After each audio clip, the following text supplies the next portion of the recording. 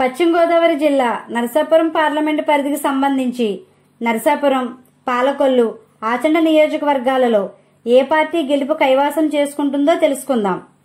నరసాపురం నియోజకవర్గం నుండి వైఎస్ఆర్సీపీ పార్టీ అభ్యర్థి ముదునూరి ప్రసాద్ రాజుకి, జనసేన కూటమి అభ్యర్థి బొమ్మిడి నాయకర్కు మధ్య ఎన్నికల సమరం సాగుతుంది. ముదునూరి ప్రసాద్ రాజుపై బొమ్మిడి నాయకర్కి విజయం సాధించే అవకాశాలు ఎక్కువగా ఉన్నాయి. నరసాపురం నియోజకవర్గం గెలుపు జనసేన ఖాతాలో చేరుకుంటుంది. పాలకొల్లు నియోజకవర్గం నుండి వైఎస్ఆర్సీపీ పార్టీ అభ్యర్థి గుడాల గోపి, తెలుగుదేశం కూటమి అభ్యర్థి రెమ్మల రామారాయుడు ఎన్నికల సమరంలో నిలవగా గుడాల గోపిపై తెలుగుదేశం పార్టీ అభ్యర్థి నిమ్మల రామానాయుడు విజయం సాధించే అవకాశాలు ఎక్కువగా ఉన్నాయి. పాలకొల్లు నియోజకవర్గం గెలుపు తెలుగుదేశం ఖాతాలో చేరుకుంటుంది.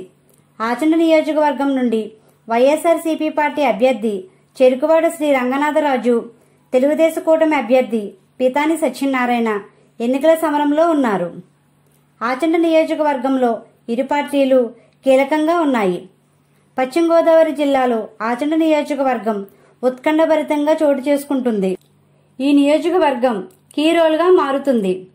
110 రోజులుగా సర్వే చేసి మే 6వ తారీఖుకు వచ్చిన రిపోర్టు ఫలితాలు ఈ విధంగా ఉన్నాయి.